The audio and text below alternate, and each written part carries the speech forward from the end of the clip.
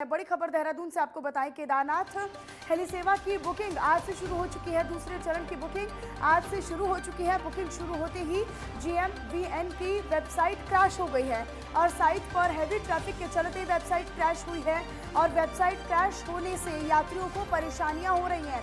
अब बुकिंग करने में जो परेशानियां हैं वो सामने आ रही हैं यात्रियों को, क्योंकि वेबसाइट जो है वो क्रैश हो चुकी है और 21 मई से 1 जून तक के लिए टिकट की बुकिंग हो रही है और केदारनाथ धाम के लिए हेली सेवा की बुकिंग शुरू होते ही GMVN की वेबसाइट क्रैश हो गई है, क्योंकि भारी लोड के चलते, क्योंकि भारी संख्या में जो यात्री हैं वो अपनी बुकिंग करवा रही हैं और उसी के चलते जो वेबसाइट है वो क्रैश हो गई है और इसी कारण यात्रियों को भी परेशानियों का सामना करना पड़ रहा है। आपको ये भी बता दें कि GMVN ने केदारनाथ धाम के लिए हेली सेवा के दूसरे चरण की ऑनलाइन बुकिंग आज 11 बजे से खोली थी, लेकिन सुबह 11 बजने के तत्काल बाद ही GMVN की वेबसाइट क्रैश कर गई और इस कारण फिलहाल लोग टिकट बुक नहीं करा पा रही हैं। लोगों को परेशानियों का सामना करना पड़ रहा है और वहीं दूसरे चरण में 21 मई से 1 जून के लिए टिकट की बुकिंग की जा रही है और इससे पहले चरण में 20 मई तक की हेली टिकट की बुकिंग की गई थी। पहले चरण में आपको बताएं कि 3506 टिकटों के साथ कुल मिलाकर 15,007 यात्री हेली सेवा बुक कर चुके हैं। हेली सेवा सिरसी, फाटा और गुप्तकाशी से उपलब्ध हो सकेगी, जिसमें सभी 9 ऑपरेटर्स शामिल रहेंगे। केदारनाथ धाम की यात्रा 6 मई से शुरू होने जा रही है। तो वेबसाइट क्रैश होने के चलते अब यात्री अपनी जो हेली सेवा की बुकिंग थी, हेली बुकिंग थी, अब उसको कहीं ना कहीं बुक नहीं करवा पा रहे हैं और लोगों को परेशानियां भी इस दौरान झेलनी पड़ रही हैं, क्योंकि भारी मात्रा में सुबह 11 बजे से वेबसाइट पर बुकिंग शुरू हुई थी और 11 बजे के तुरंत बाद ही, कुछ देर बाद ही कहीं ना कहीं वो जो वेबसाइट थी वो क्रैश हो गई, क्योंकि भारी संख्या में जो यात्री थे वो वेबसाइट के माध्यम से अपनी जो बुकिंग थी वो करवा रहे थे। लेकिन जो क्रैश हो गई है वेबसाइट, उसके बाद लोगों को परेशानियों का सामना भी करना पड़ रहा है और अभी फिलहाल बुकिंग नहीं हो पा रही है। तो 21 मई से 1 जून तक के लिए टिकट की जो बुकिंग थी वो हो रही थी, दूसरे चरण के लिए बुकिंग हो रही थी और अभी फिलहाल कहीं ना कहीं लोगों को परेशानियां हो रही हैं, यात्रियों को परेशानियां हो रही हैं। उपेंद्र राणा हमारे संवाददाता हमारे साथ जुड़े हुए हैं। उपेंद्र, अभी क्या कुछ स्थिति है, क्योंकि जानकारी मिली कि 11 बजे वेबसाइट पर बुकिंग शुरू हुई थी, उसके बाद कुछ ही देर बाद क्रैश हो गई। अभी किस तरह की परेशानियां लोगों को आ रही हैं इस वेबसाइट पर बुकिंग करने में?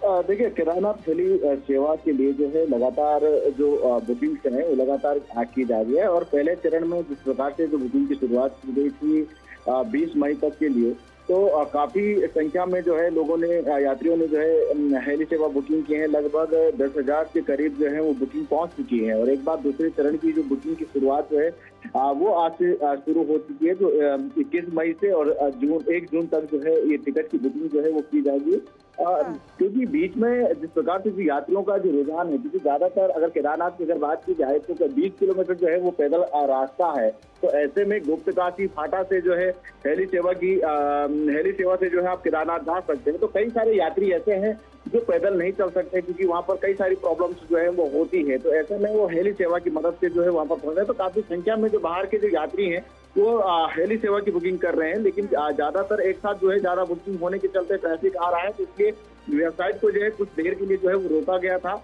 लेकिन अब दोबारा जो है वो जो बुकिंग है वो शुरू हो चुकी है और जो बुकिंग अब जो दूसरे चरण की जो शुरुआत होगी वो अब 21 मई से 1 जून तक के लिए होगी। तो मतलब जो यात्री अब जो सफर करेंगे, जो बुकिंग लेंगे, वो 21 मई से और 1 जून के लिए बुकिंग करेंगे, क्योंकि इससे पहले की बुकिंग पहले से ही हो चुकी है। जिस प्रकार की जो लोगों को परेशानी आ रही है अब वो दूसरे चरण के लिए जो बुकिंग होनी है हेली सेवा की उसमें आ रही है। ठीक उपेंद्र, अपनी नजर लगातार बनाकर रखिएगा, आगे भी आपसे जानकारी लेते रहेंगे। बहुत शुक्रिया आपका इस तमाम जानकारी के लिए। और वहीं राज्य सरकार ने चारों धाम में रोजाना दर्शन करने वाले तीर्थ यात्रियों की संख्या को अब तय कर दिया है। दरअसल अब रोजाना आपको बताएं कि 38,000 यात्री चार धाम के लिए दर्शन कर पाएंगे और सचिव धर्मस्व की तरफ से ये आदेश जारी कर बताया गया है कि ये संख्या शुरुआती 45 दिनों के लिए ही निर्धारित की गई है, तय की गई है।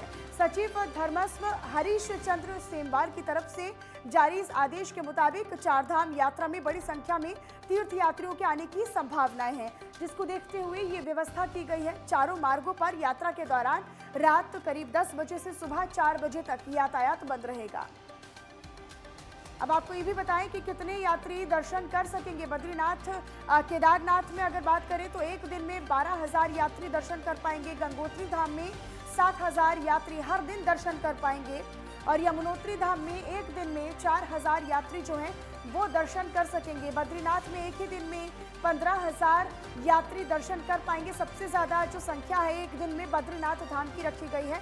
उसके बाद केदारनाथ धाम में हर दिन 12,000, गंगोत्री में हर दिन 7,000 यात्री और यमुनोत्री में हर दिन 4,000 यात्री दर्शन कर पाएंगे।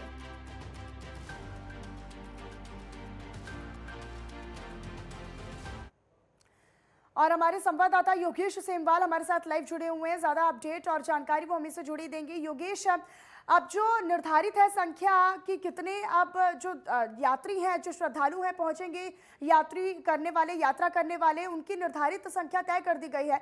अब ताज़ा अभी अपडेट क्या है, किस तरह की तैयारियां हैं? और क्योंकि जो श्रद्धालुओं का, यात्रियों का आना है अब वो शुरू होगा, और ऐसे में प्रशासन की तरफ से व्यवस्थाओं की क्या कुछ व्यवस्था है सुरक्षा के लिहाज से?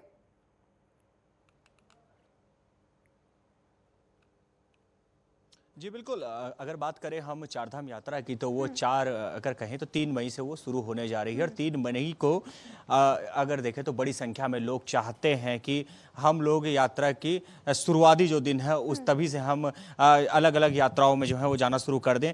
बद्रीनाथ धाम की अगर हम बात करें तो बद्रीनाथ धाम में जिस तरह से आपने भी बताया है कि 12,000 श्रद्धालु अब जा सकते हैं।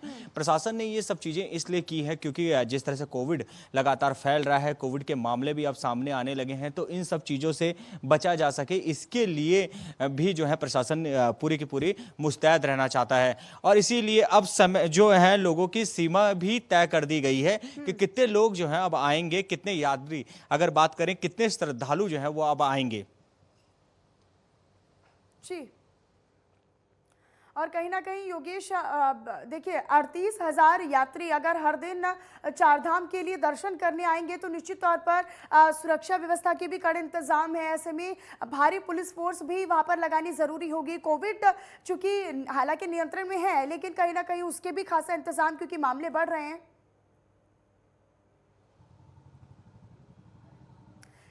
बिल्कुल, मामले लगातार बढ़ते जा रहे हैं और इसी को देखते हुए अब कोशिश ये की जा रही है कि पूरी तरह से यात्रा भी जो है वो सुगम रहे, यात्री ज़्यादा से ज़्यादा आए। क्योंकि 2 साल की जब हम बात करें तो 2 साल बहुत कम यात्री आए कोविड की वजह से। 1 साल तो पूरा कोविड में ही चला गया। उसके बाद अगर बात करें तो बिल्कुल सीमित कर दिया गया था और बहुत कम लोग पहुंचे थे और जो है बहुत समय बाद भी यात्रा खुली थी। लेकिन इस साल क्योंकि अगर हम देखें तो पर्यटक जब बड़ी संख्या में पहुंचेंगे तो उससे जो पूरे के पूरे चारधाम यात्रा से जुड़े हुए व्यापारी हैं वो भी जो है उनको भी फायदा होगा। साथ ही चारधाम यात्रा के दर्शन के लिए जब लोग आएंगे तो उनको जो है दर्शन करने में किसी तरह की परेशानी ना हो, इसको देखते हुए भी सरकार ने पूरी की पूरी तैयारियां कर रखी हैं। कोविड तो है ही, लेकिन उससे निपटना है क्योंकि यात्रा करनी है बड़ी संख्या में लोगों को। उम्मीद इस तरह से, जिस तरह से आप अंदाजा इस बात से लगा सकते हैं कि जो वेबसाइट है उसमें इतने लोग लगातार, जो उनकी ऑनलाइन वेबसाइट है जिसमें कि ऑनलाइन आप रजिस्ट्रेशन कर सकते हैं, उसमें इतने लोग अप्लाई कर रहे हैं कि वो हैक तक हो गई है।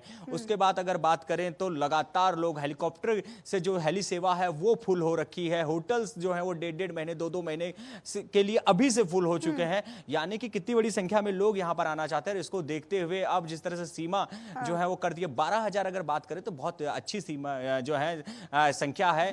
काफी अच्छी संख्या। अगर बद्रीनाथ की बात करें वहां पर अगर 12,000 लोग जाते हैं, उसके बाद अगर केदारनाथ, जिस तरह से संख्या जो अब कर दी गई है सीमित, ऐसे नहीं है कि बहुत कम कर दी है क्योंकि एक दिन में अगर बात करें, सबसे कम की भी बात करें, अगर 4,000 लोग भी दर्शन करते हैं तो वो भी बहुत बड़ी संख्या है। इसको देखते हुए ये जरूर है कि आने वाली यात्रा अगर इसी तरह से चलती है तो वो यात्रा सुगम रहेगी। व्यापारी जो कि इसी पूरी तरह से चारधाम यात्रा पर निर्भर करते हैं उन्हें भी फायदा होगा।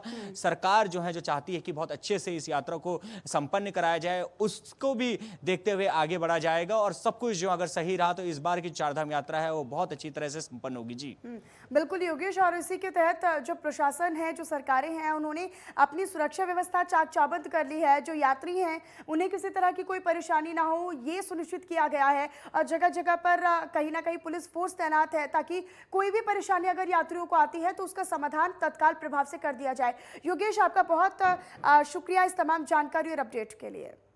फिलहाल यहाँ पर वक्त एक छोटे से ब्रेक का है, आप बने रहिएगा नेटवर्क 10 के साथ।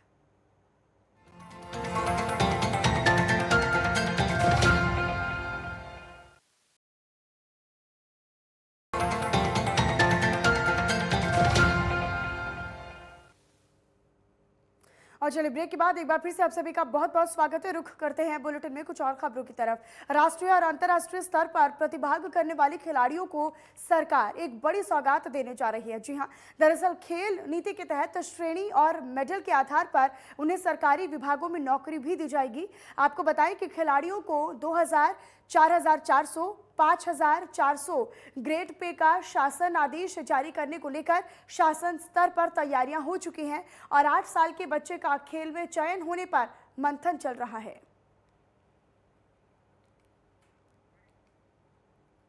देखिए, खेल नीति को लेकर हमारी नीति बन चुकी है और उसका केवल जियो जारी होना है।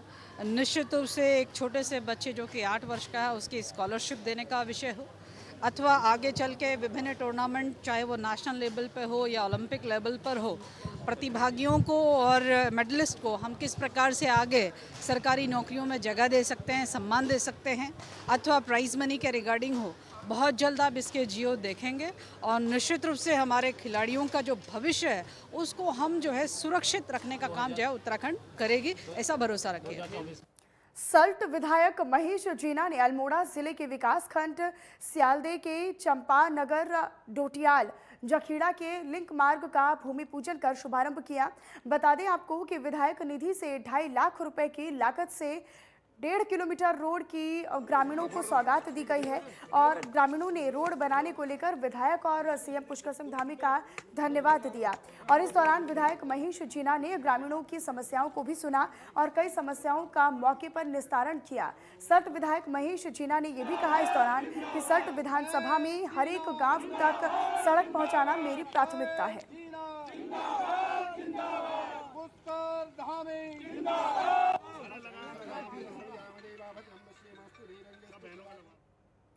उत्तराखंड वासियों के लिए एक दुखद खबर है। दरअसल गढ़वाल राइफल्स का एक और जवान देश की रक्षा करते हुए शहीद हो गया।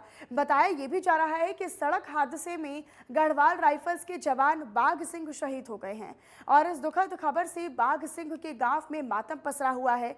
वहीं मुख्यमंत्री पुष्कर सिंह धामी ने शोक प्रकट किया और वहीं मिली जानकारी के मुताबिक बाघ सिंह चमोली जिले के थराली ग्राम कांडे के रहने वाले थे और उनकी पोस्टिंग इस समय श्रीनगर लेह हाईवे पर 9वीं गढ़वाल राइफल्स में थी। बाघ सिंह देश सेवा करते हुए सड़क हादसे में शहीद हो गए, जिनके बाद सेना के अधिकारियों द्वारा बाघ सिंह के शहीद होने की खबर उनके घर वालों को दी गई, जिसके बाद पूरे गांव में मातम पसरा हुआ है।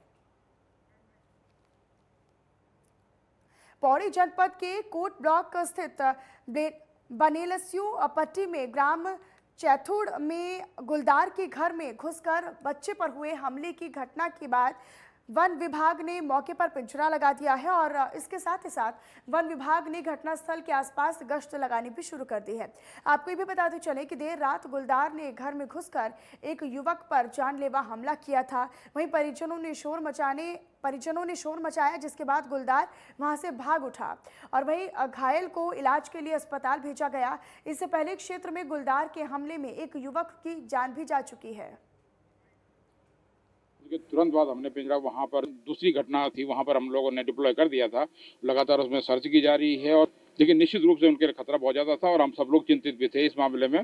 तो इसमें मैंने गश्त को भी काफ़ी प्राथमिकता दी है और मेरी टीम जो है लगातार गश्त पे वहाँ पर थी। और वहीं प्रदेश के स्कूलों में अब वेद, उपनिषद और गीता की भी तैयारी, जो शिक्षा है उसकी देने की तैयारी शिक्षा विभाग करने जा रहा है। दरअसल इसके लिए बाकायदा आम लोगों से सुझाव भी ले जाएंगे। शिक्षा मंत्री धन सिंह रावत ने इस दौरान ये कहा कि परीक्षा से पहले बच्चों को मनोवैज्ञानिक परामर्श दिया जाना बेहद ज़रूरी है और इसके लिए अभिभावकों को भी जागरूक करना होगा। इसके साथ ही धन सिंह रावत ने यह भी कहा कि बच्चों को भी समझाना होगा कि परीक्षा एक उत्सव है, लिहाजा किसी भी परीक्षा को एक पर्व की तरह ही लिया जाना चाहिए।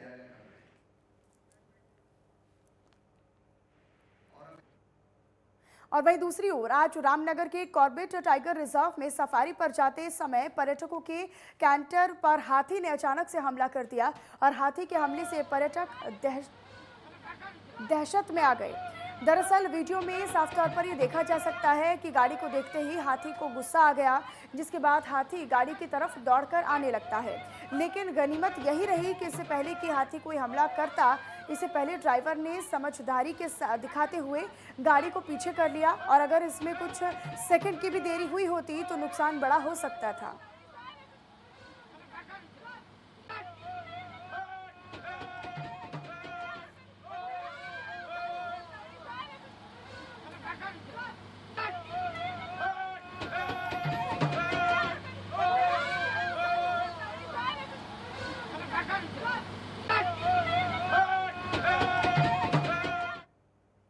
और वहीं दूसरी ओर आपको बताएं कि हरावाला से सेलाकुई तक चेन लूट की 6 वारदात को अंजाम देने वाले आरोपियों की तीसरे दिन भी गिरफ्तारी नहीं हुई है। जिन थाना क्षेत्रों में दरअसल ये वारदात हुई, उनके थाना अध्यक्षों को एसएसपी ने गिरफ्तार के लिए 2 दिन का समय दिया था, और अगर बदमाशों की गिरफ्तारी नहीं हुई तो थाना अध्यक्षों को भी हटाया जा सकता है। आपको ये भी बताते चले कि चेन लूट की वारदातों को अंजाम देने वाले आरोपियों की गिरफ्तारी के लिए पुलिस लगातार दबिश दे रही है, लेकिन अब तक पुलिस के हाथ बिल्कुल खाली हैं। और वही जानकारी के मुताबिक आरोपी 6 जगह चेन की लूट की वारदात को अंजाम देने के बाद सेलाकुई से जंगल के रास्ते विकास नगर पहुंचे और वहां से भी जंगल के रास्ते फरार हो गए। जो मामले हैं उसका भी देखा जाएगा कि पूर्व में भी पटेल नगर में इसके खिलाफ जो इसका कहना, अभियुक्त का कहना है कि पहले ये जेल गया है, जो कि पटेल नगर थाने से ही गया, लेकिन अभी क्योंकि पूछताछ की गई है तो इसको अभी तस्दीक किया जाना है, तो विवेचना में इसको तस्दीक किया जाएगा। जहाँ तक जो चेन, जो अभी विगत में 2 दिन पहले जो 4-5 चेन लूट की जो घटनाएं हुई थी, उसमें भी हमारे पास काफ़ी इनपुट्स अभी आ गए हैं, और इस बाबत भी मेरे द्वारा जो 5 थानाध्यक्ष हैं जिनके यहाँ पर ये घटनाएं कारित हुई हैं, उनको अल्टीमेटम दिया गया है कि 2 दिन में अगर उनके द्वारा कोई भी फ्रूटफुल कार्रवाई नहीं की जाती है, क्योंकि इनपुट्स उनको दे दिए गए हैं, और इनपुट्स देने के बाद अगर उनके द्वारा गिरफ्तारी नहीं की जाती है तो उनको थानों से हटा दिया जाएगा, और अगर उनका वर्क नहीं दिखता है तो उनकी सस्पेंशन की कार्रवाई भी की जाएगी। आईएसबीटी चौकी इंचार्ज विवेक राठी को डीआईजी जन्मेजय खंडूरी ने निलंबित कर दिया है। दरअसल आपको बताते चले कि कुछ दिन पहले आईएसबीटी चौकी क्षेत्र में एक पिस्टल चोरी होने की एफआईआर दर्ज की गई थी, लेकिन पुलिस की तरफ से उस पर कोई भी कार्रवाई नहीं की गई, और शनिवार को आईएसबीटी थाना क्षेत्र में चोरी की गई पिस्टल से चोर द्वारा घर में घुसकर वृद्ध महिला के गहने लूटे गए। हालांकि पुलिस ने उसे 1 घंटे के अंदर ही पकड़ लिया, लेकिन पिस्टल चोरी के मामले में लापरवाही बरतने पर डीआईजी जन्मेजय खंडूरी ने चौकी इंचार्ज पर कार्रवाई करते हुए उसे निलंबित कर दिया है।